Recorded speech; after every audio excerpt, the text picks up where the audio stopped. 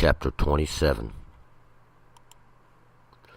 And you shall make the altar of acacia wood, 5 cubits long, and 5 cubits broad. The altar shall be 4 square, and the height thereof shall be 3 cubits. And you shall make the horns of it upon the 4 corners thereof.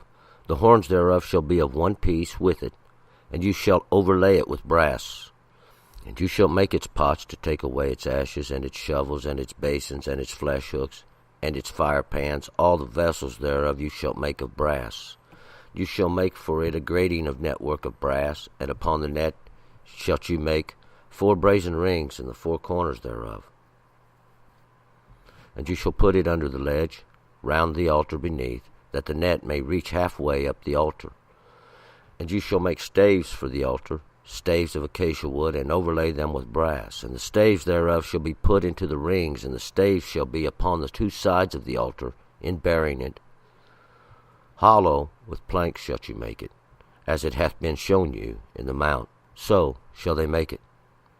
And you shall make the cord of the tabernacle. For the south side southward there shall be hangings of the cord of fine twined linen, 100 cubits long for one side, and the pillars thereof shall be 20, and their sockets 20 of brass. The hooks of the pillars and their fillets shall be of silver. And likewise for the north side in length there shall be hangings 100 cubits long, and the pillars thereof 20, and their sockets 20 of brass. The hooks of the pillars and their fillets of silver.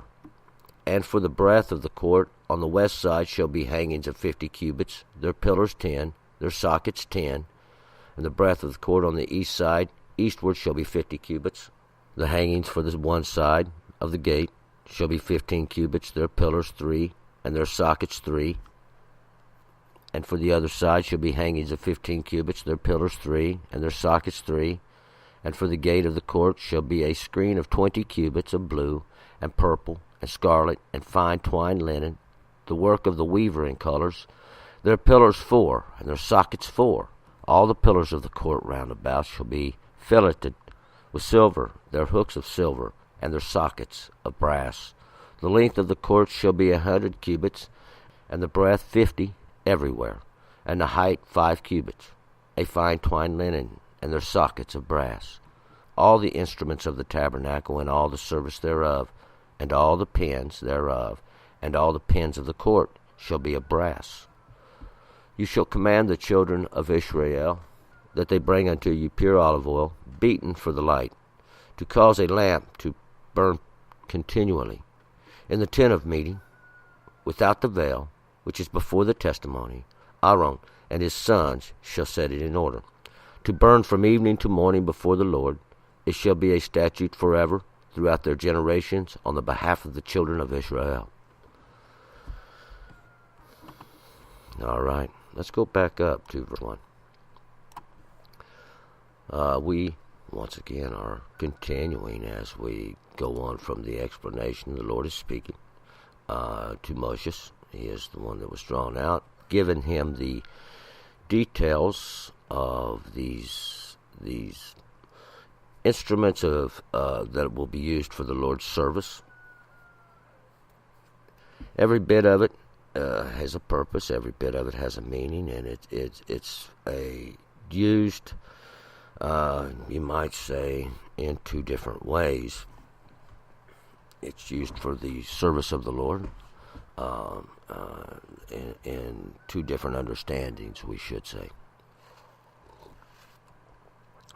But yesterday we had the explanation of the tabernacle, you might say the meeting place. And this meeting place has the inner sanctuary, the holy of most holies. It's a place that divides, separates. We'll find out for the Lord, because in the long run we'll find out the Lord is not able to dwell among us. He has to have a place that's separate. He has to have a place not that's near us, in a sense, we might say, because the Lord, if he would to dwell among us, would go forth utterly to slay us all. But, of course, it's because he is just and righteous, and he is He is goodly.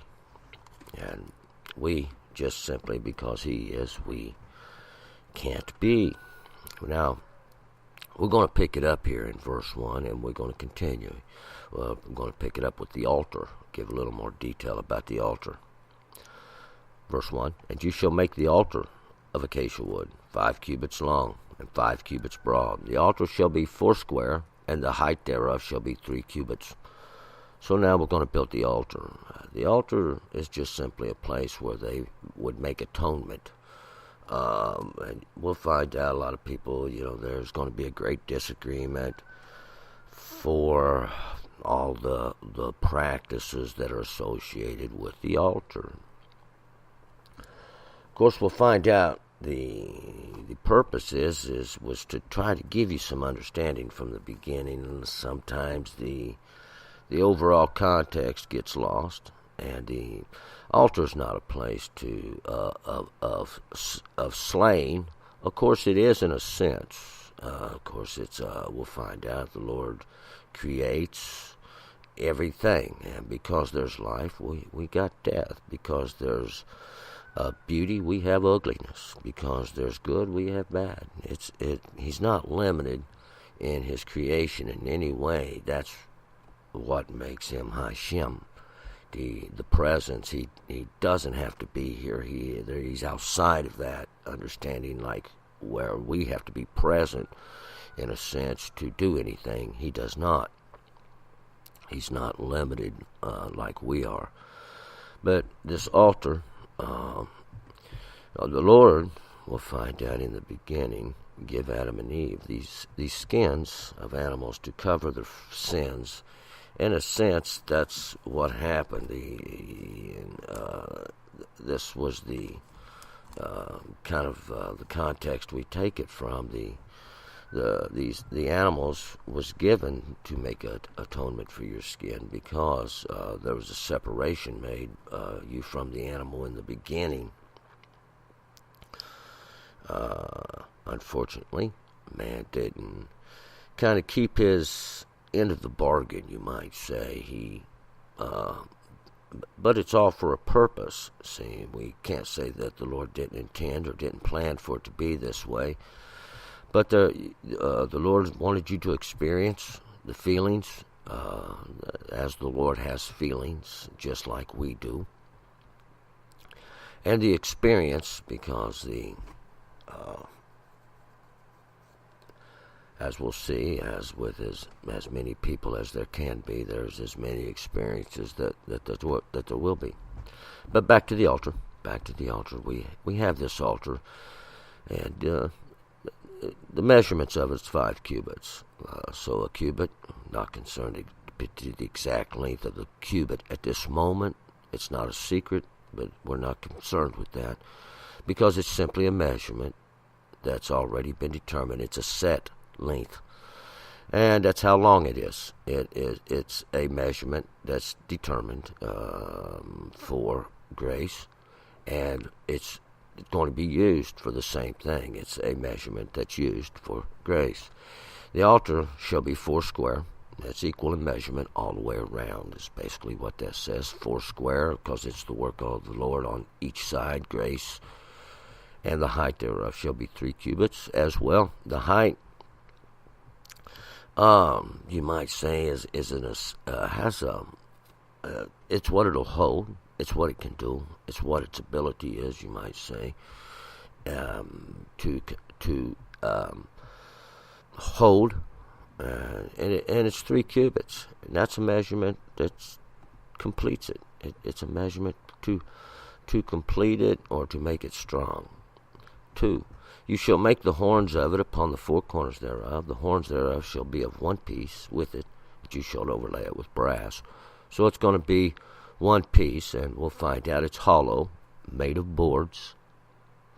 But these horns shall be of one piece made with them. The horns, and this one piece is to show that it's all together. It's all solid. One becomes one work. And these horns are strengths. Horns are not only strengths, but we'll find out we can get a sense of there could be a warning Inkhorns, because we'll find out it's all has to do with the law of the Lord, my friends. These that are upon these four corners, because that's the work of God. A corner is just simply where it turns. And every place they turn, the Lord says they turn into me. And finally, we find out that anything just goes back where it starts. The horns thereof shall be of one piece. It's all one work. Even the warnings of strength that the Lord has. You shall overlay it with brass. To overlay it means to cover it. It'll be covered both sides with brass. This brass here the word is nechusha. And basically what it is copper. In those periods of time, it is possible they had brass, but most likely what it was a enriched copper ore, because the smelting processes of that time were not quite as refined as what we have today in the definition of what we would call brass. So we got a good copper is what they had. 3, as we'll find out, that's that last portion that comes from the smelting process in those days. 3, and you shall make it pots to take away its ashes, its shovels, its basins, its flesh hooks, its fire pans, all the vessels thereof shall you make of brass. You shall make its pots to take away its ashes. These are the fire pans, you might say, that was underneath the grate, and it would catch the ashes to take it out. These shovels, these are all just these utensils that are used to cook the meat, as we'll see, these flash hooks to reach in and grab one and pull it out of that. It's fire pans. That's all what was used for the altar. Each one of these, all the vessels thereof, should you make of brass. It's made of this same thing, the copper, and it's all really pure copper wouldn't take the heat very good, but a copper that contains other substance could be hardened. But all this is to either used in the sense of what's done on the altar, as we'll see, to offer the offering up unto the Lord. It's to basically what we would do on a similitude, is to have a grill and offer these things. We're going to have something, of course, that catches the ashes, something to catch everything that comes off, and it has to be cleaned and taken away. 4, you shall make for it a grating of network of brass, and upon the net shalt you make 4 brazen rings in the 4 corners thereof.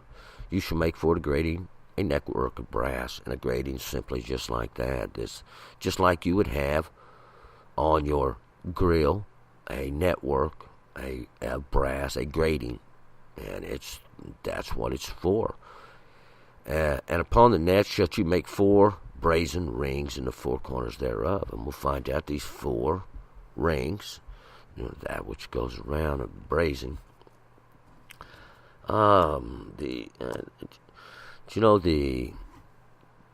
That's kind of like a little. It's the lessest thing we want that comes from the work of the Lord. It's kind of like not warm but cold, in a sense. We could say even getting ready to be put on fire.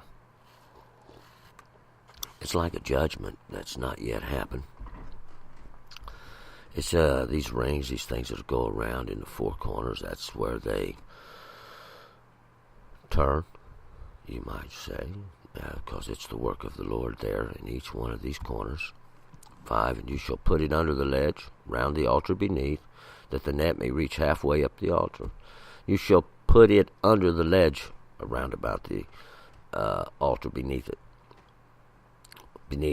That's where the rings go. And that this net may reach halfway up the altar. We'll find out. It's like a grated area, having a place for the fire below, and the grate above. This grating It is what it's made of. And, grading is made by the cross hashing. We'll find out. Dividing it up creates like a semi-screen, you might say. 6. And you shall make staves for the altar, staves of acacia wood, and overlay them with brass. And these staves are going to be these poles that bear it up. They go through the rings, and this is what they'll use to carry it, as just like the other ones. These are overlaid with brass, not gold, but brass, that copper. It's that last thing we wanted from the Lord. And really, this altar is to be used to offer thanksgiving. It's not a place of sin offerings. That it should actually, we don't want to use it for that. 7. The staves thereof shall be put into the rings, and the staves shall be upon the two sides of the altar and bearing it. And these staves, that's what they're used for. Those shall be put into the rings.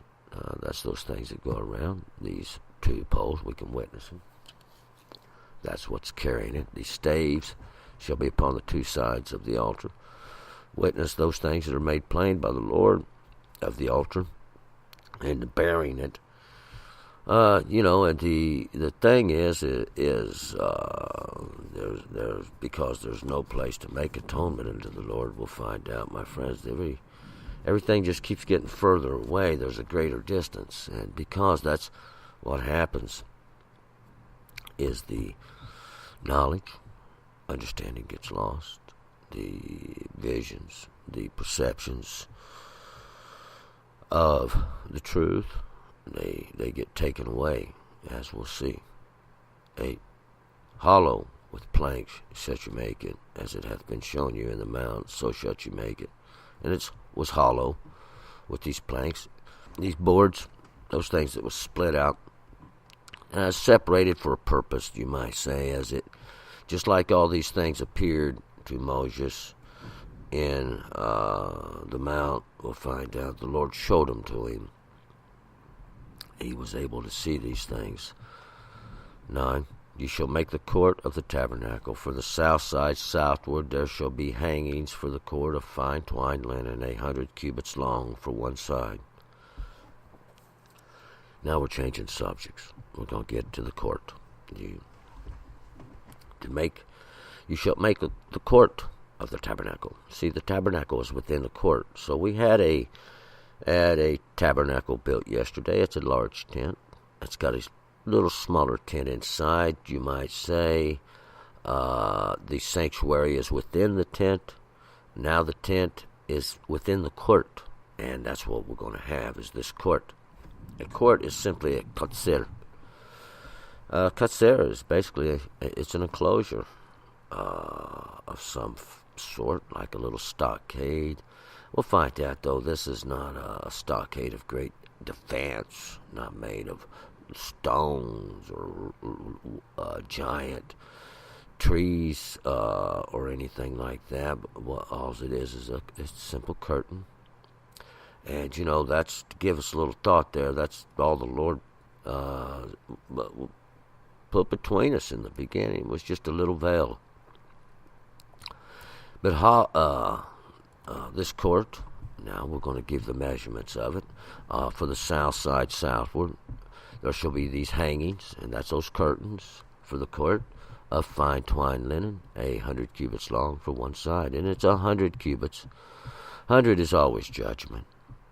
10 times 10, the law, 10 times was broken by the children of Israel, and the Lord judged them and sent them back into to take their turn.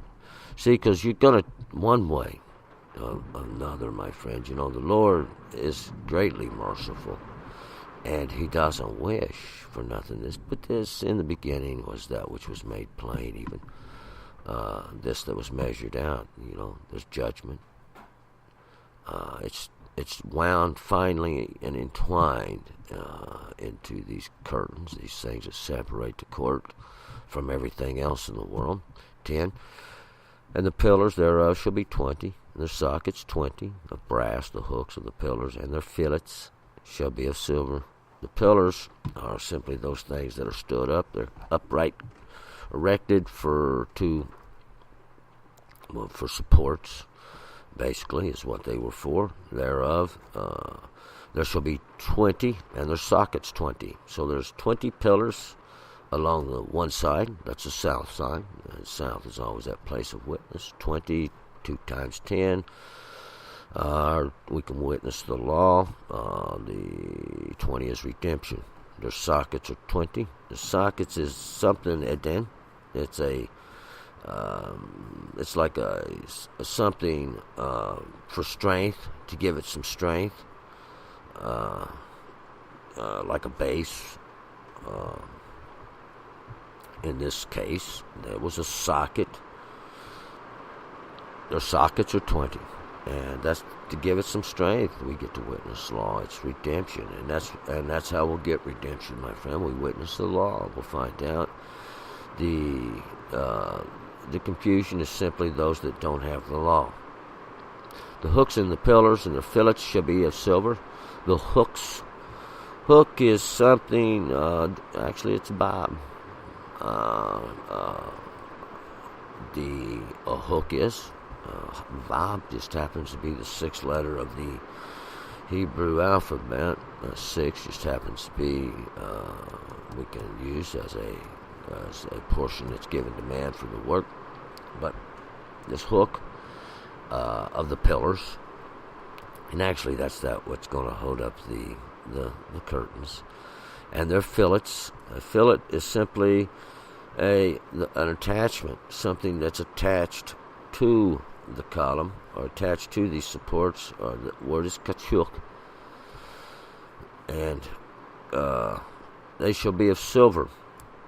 Now, silver has value. It's not the greatest in value, but it does have silver.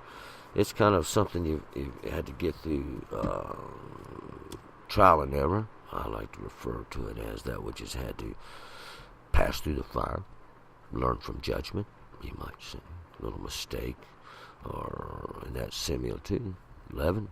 Likewise for the north side in length there shall be hangings 100 cubits long, and pillars thereof 20, and their sockets 20, of brass, the hooks of the pillars, and their fillets of silver.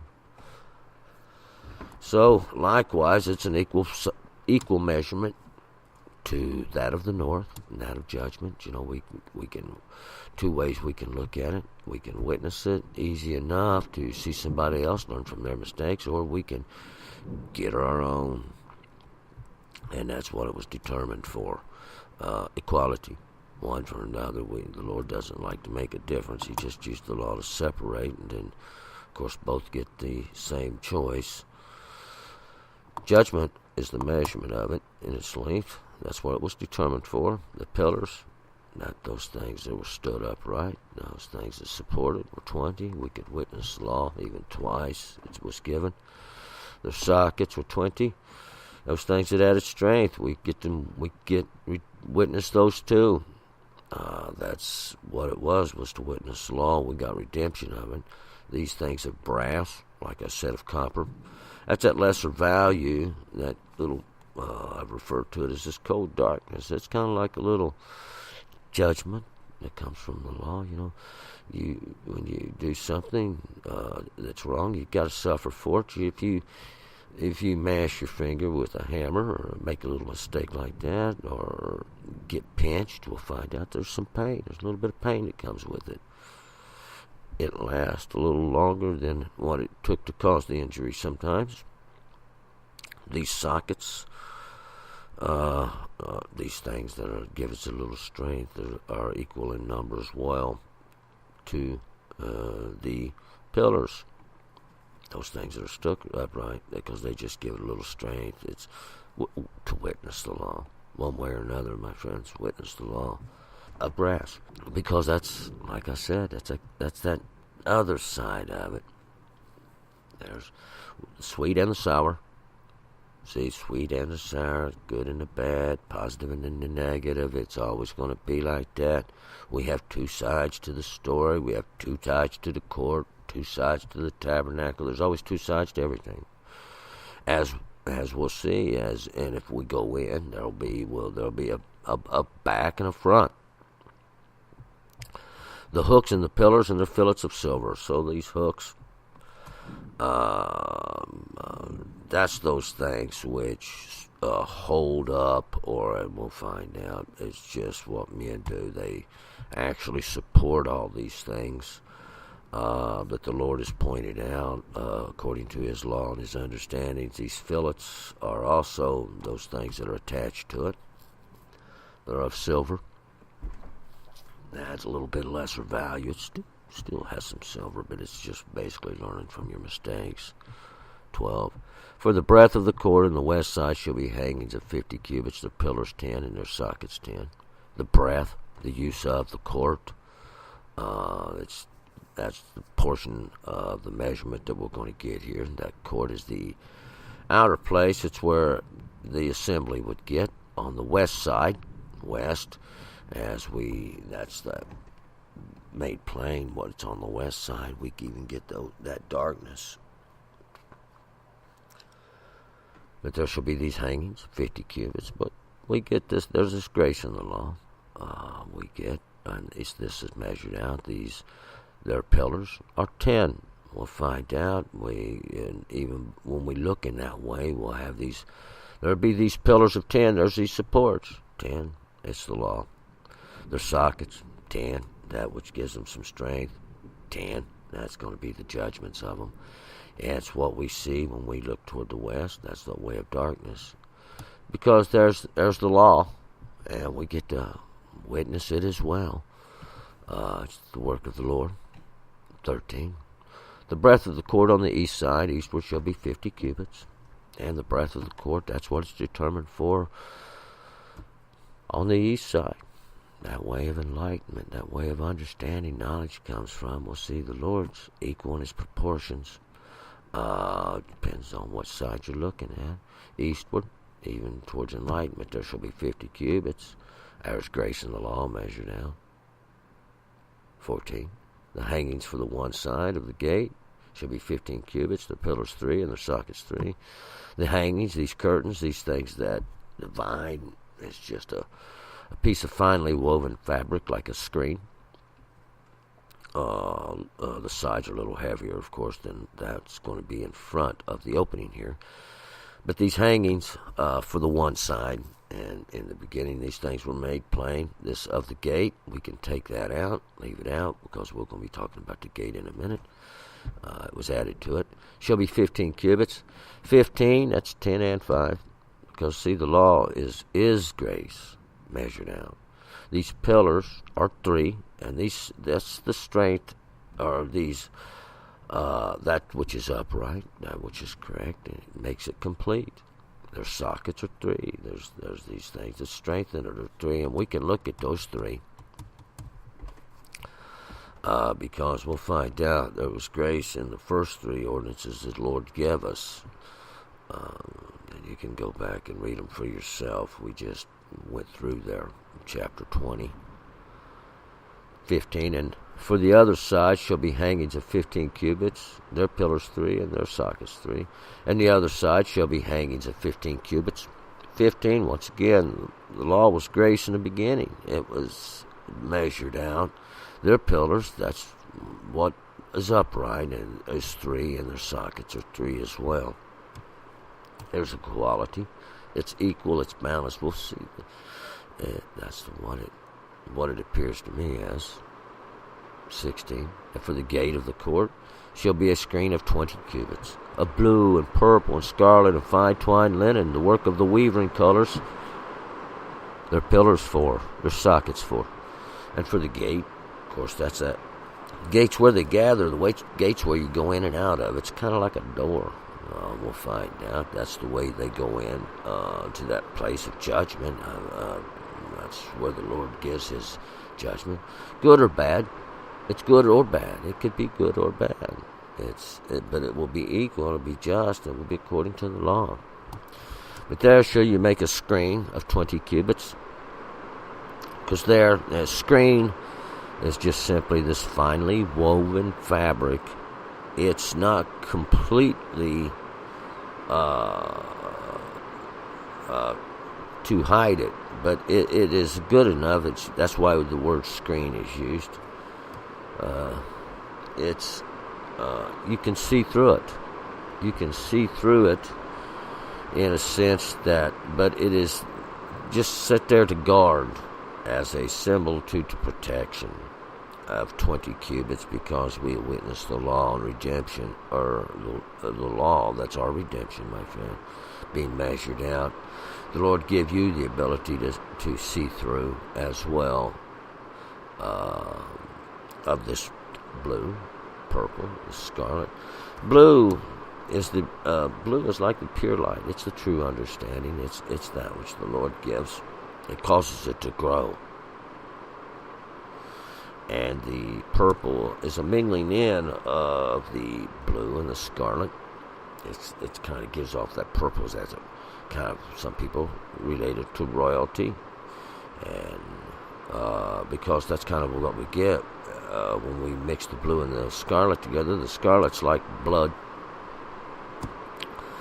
It's the similitude here is like the not the true understanding. We're going to get the red light coming in, and that's going to be more like the what's going to cause it to fruit or to flower, in a sense, or to come forth, to bear out the seeds that's going to be necessary to carry on, or to cause it to continue in this, or to show the sin in the blood. Basically, is what it comes out is. I refer to it as these laws of men. When we mix them with the law of God, we get this royal understanding. And just whose it is questionable, because we'll see the Lord made it a screen there, and everybody can see through it. It's a fine twined linen. That's where it's woven together nicely, and close the strings are, that which it's woven from, of these weaver in colors, and various colors. Of course, we got blue, purple, and scarlet. That's what the weaver was commanded to use in making of it. Their pillars, that's their towers, or these things that are stood up before. It was all the work of God from the beginning. So was the sockets. They were the work of the Lord from the beginning too. Those things that gave it strength. We'll see the Lord created it. 17. Heavens and the earth, and all the understandings therein. 17. All the pillars of the court round about shall be filleted with silver, their hooks of silver, their sockets of brass. And all the pillars, everything around the court, shall be filleted with silver. And once again, that's those. All their attachments shall be of silver. That's where we learn from experience, and that's what it stands for. That's all you can attach to it. That's what you've learned from experience. You shouldn't play with fire. Their hooks of silver, and their hooks are silver too. The hooks, it's a vibe, because see, men learn from their mistakes. And their sockets of brass, and that's what makes it strong.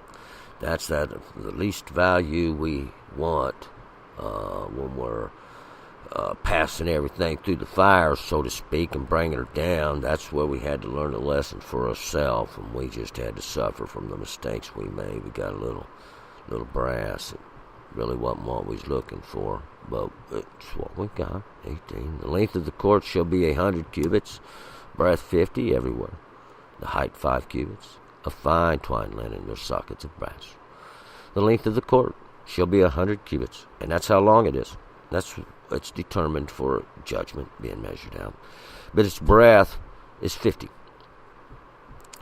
And that's what we're going to use it for. Grace in the law, everywhere. And the height, 5 cubits. Its determinations, its abilities, its grace, my friend, being measured out. It's always about the law. Fine twined linen, made from that which is woven tightly and closely together, you might say. They're sockets of brass, and these sockets, those things of strength, are of brass. Well, we'll find the men working there, as they always are, learning from the lessons, creating these things. They forge, 19. all the instruments of the tabernacle, and all the service thereof, all the pins thereof, and all the pins of the court shall be of brass, and all the instruments. Everything that's used out there for that portion of the services, even these of the tabernacle, and all the service thereof, everything that's used to do these things, all the word I'm looking for, utensils, you might say, that are used for services, all the pins. The pin is yatad, and it's basically just the fasteners, these things that are used to fasten, together, to unite them, to connect them. All the pins of the court, all these things that are used to connect or unite it in the court, that's that outer court, shall be of brass.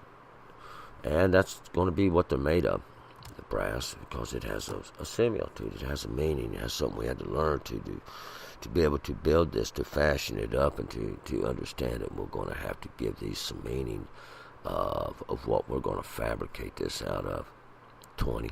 You shall command the children of Israel that they bring unto you pure olive oil, beaten for the light, to cause a lamp to burn continually. You shall command. Tell the children of Israel, that's those that come forth from the Israel, the one that contends with the mighty one, and men as well, that they bring unto you this pure olive oil, beaten for the light. Pure olive oil. This beaten for the light. Well, if you tried to beat olives and make oil, we would find you would make a mess. That's not how olive oil is made. But beaten here means pure. Pure is what it means. Olive oil is simply run through a press and pressed out, crushed, mashed. And this word beaten could be translated as crushed. The word is katit. What it means is just this pure olive oil. But it's used. It has a purpose. It's for the light. The light is it burns and gives off some understanding. Gives off something we can see, something we can go by. The burn is just simply, it's the law, my friend. It's consuming. That is that a consuming fire is the law from that which is pure. In other words, it's the judgment of God. When you don't keep the law, you get the judgment, and that gives us some understanding in life. Don't do the positive, you get the negative. Yeah, simple thing. And it's to cause a lamp to burn continually. It's to give a little understanding forever. So that no matter if anybody teaches you the law, sooner or later you'll be able to figure it out for yourself again. That law, the Lord causes you to remember it. There's nothing hard about it. It doesn't require a lot of understanding to know that we was to keep the law, and these things the Lord give over to Levites in the beginning to make a little example. Of course, the Lord's had to make several examples in the class. Sometimes we have a lot of people just ain't listening. So we do it over and over and over and over and over and over, and sooner or later we get it right. And that's what we're all trying to do, get it right. Because the Lord needs a little rest. 21, in the tent of the meeting. And that's where the light will burn. Without the veil, which is before the testimony, it's outside the veil, outside that place where that's quite a little bit obscure in our sight, but we can see through. It's before the testimony, and we remember. It's setting on the right. That's on the south side of the tent, looking in, and that's the work of the Lord there. The strength, the great work He shows. That the Lord has the final judgment. Aaron and his sons shall set it in order, and it'll be up to them. It's their charge. It was given to them. He's the light bringer, Aaron, head priest. His sons, all those ones that come forth from him, will find out the masculines. Because we have to take a little more stricter look at that instead of just being. We have to have that presence before the Lord. lest they forget. It's to burn from evening and morning before the Lord. And it's to burn, to light, to cause to light, to be an example from the evening to the morning, from the darkness, that's the period of darkness, till the morning, till their light comes. Because the Lord said it should never be utterly dark. And there should always be a light before the Lord. Of course, the Lord here is Hashem. He is the presence of the Creator Himself. He don't have to be here. He has abilities without have to physically be here. He's not limited in those understandings, my friend. It shall be a statute forever throughout their generations on behalf of the children of Israel. It shall be a statute. Now, the statutes, you can just say it's a law forever throughout their generation. Anytime you got something, a statute's going to last forever. It's kind of just the way it is. It's something you have to do throughout their generations and forever on behalf of the children of Israel. It's on behalf of the children of Israel. So to remind them that the Lord's in charge of the law. The Lord's over the law. The Lord's over those that think they're over the law. The Lord's over everything. His understanding's not limited, my friends. There'll always be a light in this world. It'll be the law of the Lord, because He give it just as that. It's a light, the consuming fire, and that which gives us our understanding. We're going to move forward to Exodus chapter 28. Turn and return.